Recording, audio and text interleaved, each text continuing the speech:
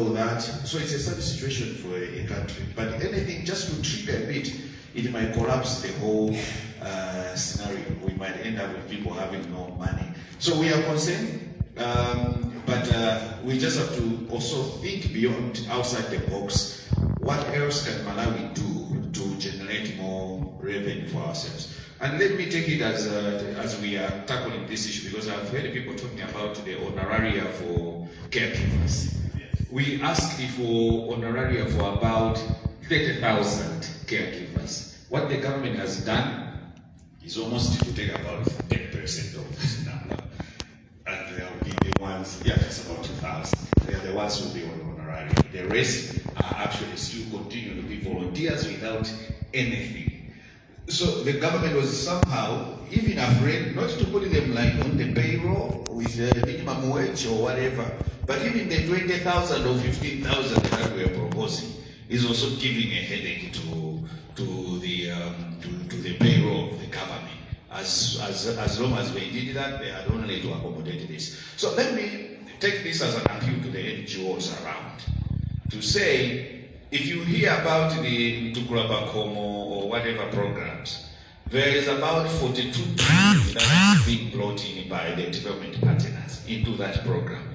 Malawi government is just putting about 10% of it. So there will be some critical programs which we feel the NGO sector, the other players in this field, have to take charge.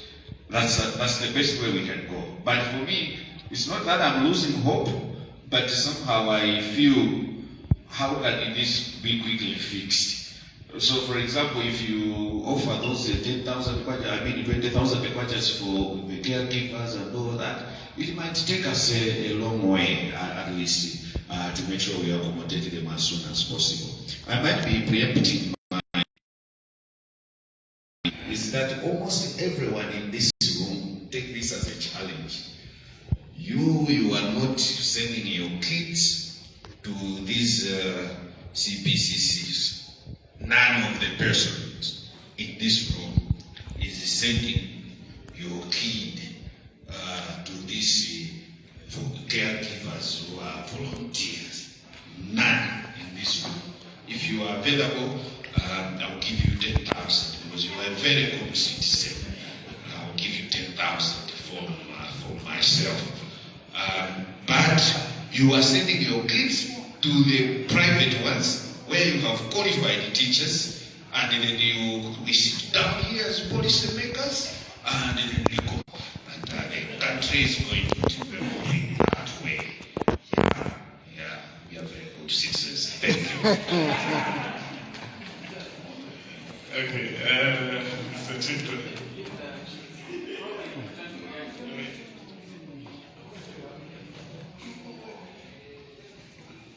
Yeah, I wanted to say something about the ways of mobilizing resources, because this has been an issue. And as civil society organizations, we have been making recommendations, but these recommendations are not taken on board. This is the frustration. So when the Sustainable Development Agenda was being made in 2015, some of us were both at the Addis Ababa Action Agenda meeting and also at the UN meeting. And one of the recommendations was that there should be innovative funding mechanisms that need to be addressed. If we can use these, we are going to increase the size of our budget and finance our development. But I think as a country, we are very slow. We are too slow to take on board some of these recommendations. 3 years ago, I did a study which showed that if we can innovate in the education sector, we can raise a minimum of $2 billion a year. And $2 billion a year in additional revenue to support our budget from at least 10 sources which I identified at that time. One of the mechanisms is we already have ILO pension assets which are now getting into trillions. we can use those idle pension assets to support our infrastructure. Because the money is there, the pensions will be given out to people after retirement, 60 years or so, okay? Maybe some will retire earlier. But if you can use, for example, if you can get a chunk of the 2 trillion pension assets, maybe 20% of that, and invest that in education or infrastructure development, we can finance ourselves. Then I also made a recommendation about Eurobond. This time around, government is looking at the local bond. The problem with the local bond, you need to generate resources from within to support that bond. But the Eurobond is from Europe, and normally it is at a lower rate than the debt that we are repaying. And it also gives a longer time. If you invest in a $2 billion Eurobond, just like Zambia did, I think you can do a lot with $2 billion or 2 million euro. We have the diaspora. Diaspora are doing remittances every year. And every year, the diaspora remittances are increasing substantially. The African Union recommended that one way of getting resources from diaspora remittances is to securitize those remittances, so that when people are making a remittance, you get a small percentage which you can invest in the social services. So these resources are there. I can go on and on. But one critical one is we are not really having a strong tax administration regime, which needs to be really supported. When the finance minister was making a statement in parliament, he said that the total revenues were 1.956 trillion, equivalent to 7.2% of the GDP. Now, GDP means we have these resources locally. And what we need to do is to invest in administration in order to get a substantial amount of the GDP to be able to support our development. In European countries, the tax to GDP ratio is around 35%. Here, we are talking of 17.2%, which is half of what our colleagues are doing in Europe. Why can't we enhance the capacity of Malawi Revenue Authority, the local councils and so on, so that we generate more tax revenue and increase our tax to GDP ratio? If we can increase our tax to GDP ratio by, for example, 5 percentage points, we can raise around 600 billion in tax revenue, which we can, and 600 billion is the 70% of the education budget, imagine. So if you can raise that and maybe take 20% of that and allocate it to education, we have resources. In short, what I'm saying is, if we can innovate, we should be able to find the money that we need. We should be able to recruit the teachers. We should be able to pay our teachers better salaries. But if you take business as usual, we'll be like this, complaining that we don't have money. But for education, all we are saying is, even of the money that is available, why can't you commit along the lines of the international benchmarks that are there? Why are you not allocating 16.3% of the budget when 2 years ago you told the international community that we'll be allocating 21%?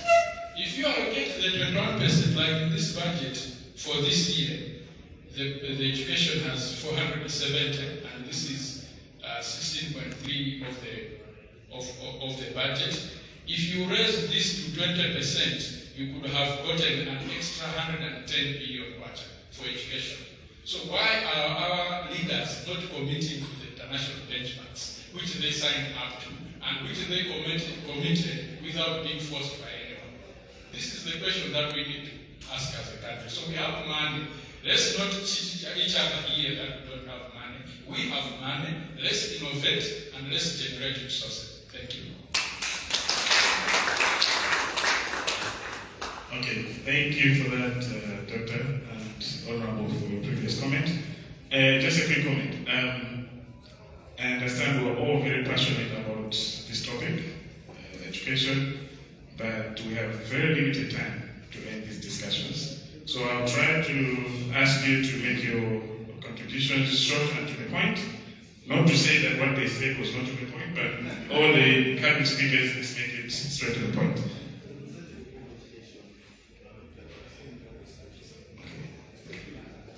There is another honorable here, so. Thank you so much. All protocols observed. In fact, it would be good for me not to have a talk on this very important issue. Ladies and gentlemen, what has been said and presented here are very paramount, and we should be very serious on this one. I will not talk much because what I wanted to say has already been said by the in our schools. Let's now look at what you have taken as your topic for this discussion, the desire for transformative. I don't feel okay with this one because we keep on desiring but not coming up with very tangible actions so that we can meet what we are facing. So next time, Chair or Director, let's have this one, the actions we can make for transformative education in our country. So it's very, very important, as you have indicated, in our schools, we don't have adequate teaching and learning resources. This is the truth. Go to a school like Chico in my constituency, you feel shocked. It's really pathetic that a learner can get what is required within the environment of the school the learner is. Look at the teacher, not motivated, no house, no the essential materials for him or her to effectively teach. So we have talked much. We are used to say this and that, but when it comes to actions, it's really limited. So let's now talk less and go on the ground and act. Our friends are doing it. They are learning from us. They are even getting the books or policies from us, but their effort, their much effort is on actions. But in Malawi, we are not doing that. We are maybe use that talk and do less. So I think next time let's go on the ground and do the needed action. That's what I wanted to add on this one. Thank you so much. Thank you, Honorable. I'll make another point. Honorable, you make a very good point there by saying that we talk too much. There's no action.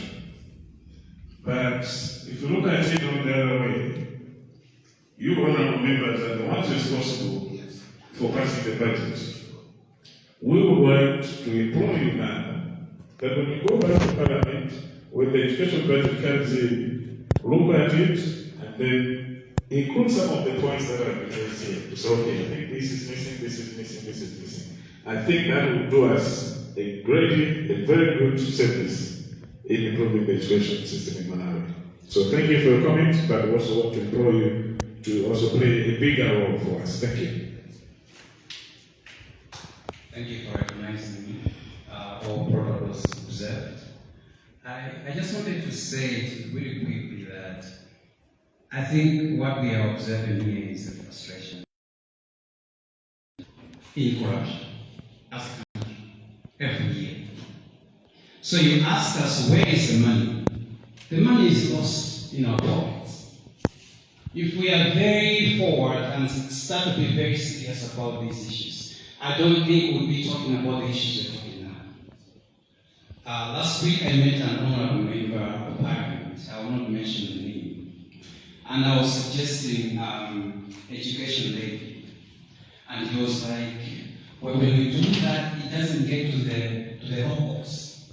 I'm like, where is the localization agenda? You guys are on the pulpits and start preaching us about. We just erected 2 topics the past year, and just one was able to raise 5.2 billion. If we can just borrow the 7 billion and start to collect education rates, where are we going to be as an education sector? So all these suggestions are thrown at your tables, but somehow we come back with the same approach. I think we are at a point where we say, as lawmakers, please take these things very seriously. I get really concerned if a lawmaker is asking a question about qualification of teachers. I really get concerned. So our plea is, please take this conversation really seriously, because I think we are getting tired to suggest them to you guys. Thank you. Yeah, thank you very much, Mr. Willie Kasuka. Just to reiterate what he's saying, I don't have time, right? So, I speak. Yeah, I mean, what he's saying is very critical. You see, we have so many levels. In fact, on fuel, we have so many levels of fuel. Rural electrification, what does it do? Is the rural community living electrified now? But the rural community is being corrected, right? Why can't we remove that one and put something that will make more significant change? Something that will bring tangible results. Let's say education. So I truly agree with you. I think we've been talking for too long. It's time for action. Our parliamentarians, our education department, please, we would ask you to take these things seriously. So, right now, what I want is for us to come up with solutions. Let's try to bring in solutions so that the ministry can also take up and then present to the UN summit. I think that was the whole essence of this. So let's focus more on the solutions than the challenges. Thank you. Thank you so much, Maria. Yeah, thanks to all the speakers, all protocols observed. I think we could move now probably also into specifics as we share the solutions. Looking at different presentations that we got this morning of different presenters. To our honorable members, last time when we were launching our project, just an idea of interaction, but several times our requested about the CDF. Probably it's a solution that I would suggest, but you are around, so you can tell us more about that. But I think the CDF can help to provide lamps and provide sanitary facilities in the schools, help to provide desks, can just help to develop education in the constituencies where you're coming from. So this is our message, our suggestion from this time.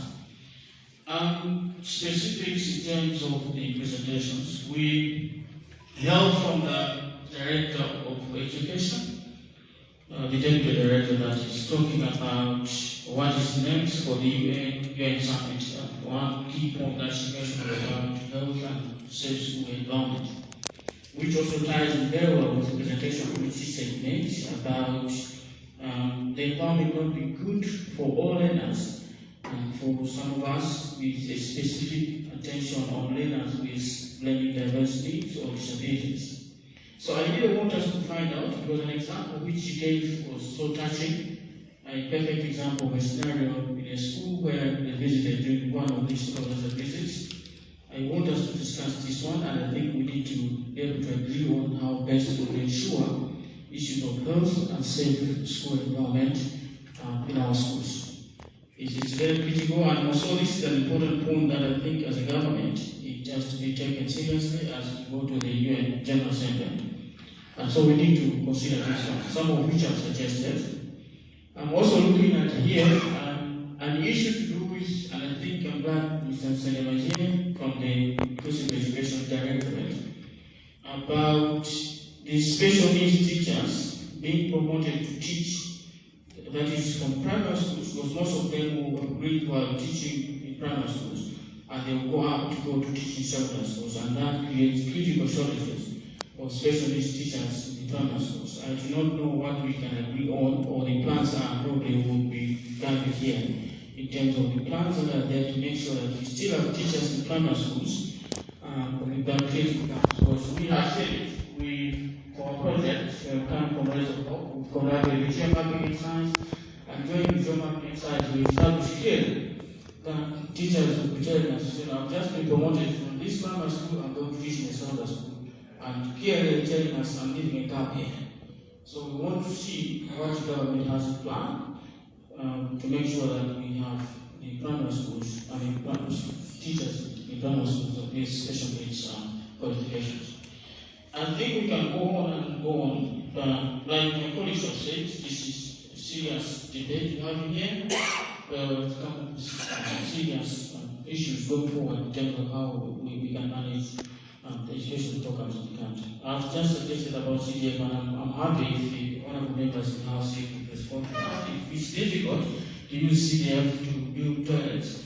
It's difficult to use CDF to buy desks. Because I'm told it's now 100 million kwacha from 40 million as it used to be previously. Thank you. Okay, let me just get one more question. Thank you very much for recognizing one of the youth within the building. Mine is kind of not a question but a solution kind of suggested. What I sure see in the issue to do with curriculum, I think it was indicated in one of the presentation.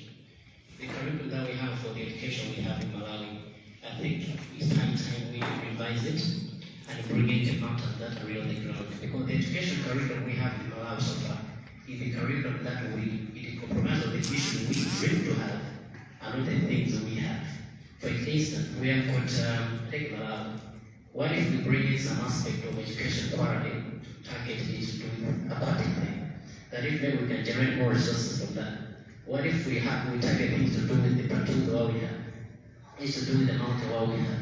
They're the thing that we have, not the thing that we don't really have. So the curriculum or the education that we have is solely targeting it's having knowledge that encompasses things that we dream to have or we're supposed to have. So it's high time when the education side tend to bring in some real things in the books. These children just start from the apex. Let's have the mid-trip. The mid-trip, I'm trying to say, we're looking at the nursery, primary, secondary, even to the tertiary level. We should have things that are real and we can see them with our minds within our own country. If we talk about it to do with the innovation, we find that politicians, even leaders that are coming forward, the youth, it's time you be innovative. How can you be innovative when you've got a knowledge which you just memorize? The school that we have normally in Malawi is education that we memorize. Okay, this is grasshopper, this is ABCD. But when you grow up, when you've been employed, there's no that grasshopper. So I think at the high time we have the things really at hand that are the nation we have, that the thing that we might dream to have. I think at the end of the day we'll be able to excel in this nation. If we need to do the innovation, if we have innovators who have the knowledge for the thing they have from the grassroots, and even the decades to come, the nation might start expressing and embracing the goodness of having good and the resources of the. Thank you very much. Thank you. Thorax abdomen. What is Venezuela? Okay. Thank you so much for the meeting. I just wanted to have one or two recommendations for the solutions. Number one, we have had a lot of research surveys done by professionals, institutions, or either those people who are experts. And the recommendations have been given to the Ministry of Education. What I urge you is go and implement the recommendations.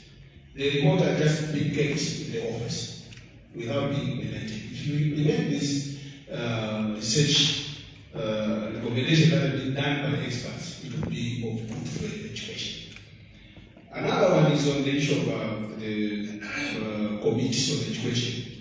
We have had this of 10 billion not being disbursed by the Ministry or the Ministry of Finance by recommendations. Please go and put the budget for up.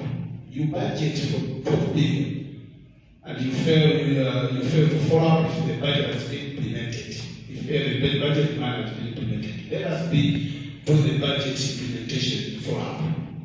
That will help us to know the gap that is existing. 10 billion is too much out of 12 billion not being dispersed. Thank you so much. Thank you so much, Chair. I think my brother just hit the nail where it mattered most. Mine was again on the issue with the essence and capacity of all members. Sorry to say that, but I think now it's becoming very realistic. Statistics are there. Out of 52% that I can get from the CSEC presentation, not dispensed. I'm now questioning the role of these particular service committees in such scenarios.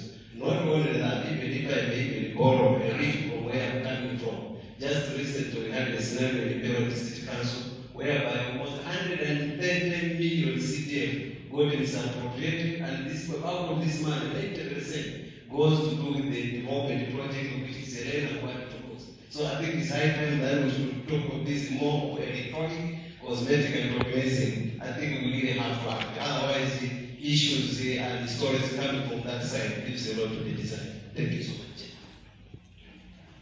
Thank you so much.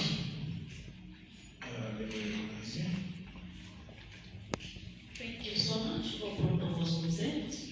I'd like to comment in terms of early childhood development, the sector-based services. As a country, we are lagging behind. Over half of number of children who are eligible to attend center-based services in Malawi are not accessing these services. This simply shows that we are building a nation whereby we have more difficulties in terms of primary, secondary, even tertiary education, because much of the emphasis is becoming much later than it is needed. Early years are very important, early years are critical, and they are the formative years. So in terms of education for a child, it starts in the preschool. But as a country, we are not investing much in terms of ECD services, especially from the CPCCs and other services related to ECD. As the chair for social, I think the Honorable mentioned, it is very worrisome for the ministry to note that with much effort which we are trying for the center-based services, we are not still getting there. As a nation, we want to professionalize ECD services, but as of now, we are having volunteers who are not paid, only 2,000 out of 32,000 to be given honorarium, and we are even much worried because of the 2,000, that what will be the outcome of that. Since most of them will not be given the honoraria, it might bring some negative implications in terms of some being put off, some dropping out of the volunteerism. So as a ministry, we feel there is a need to think rational so that we still have more of them on payroll, on honoraria payroll, and as we go, they should be on payroll, which is when they're professional, they should be on payroll. And also in terms of the infrastructure, we find that most of the CPCCs are not desirable. They don't have permanent structures, and they use sometimes maybe borrowed shoulder, churches and what have you. We are having an increase in terms of the CDF. In some of the constituencies where the MPs really understand the importance of early child development and the importance of center-based services, they are constructing the CPCCs. My plea through you, Honorable, is to inform these honorable members that they can use the CDF in terms of building or constructing the infrastructure for these children. Currently, we have a project investing in early years whereby we are constructing model CPCCs. But you can construct something which is even in terms of cost can be lesser than that, a simple one, so that children can have access to quality services in terms of early childhood.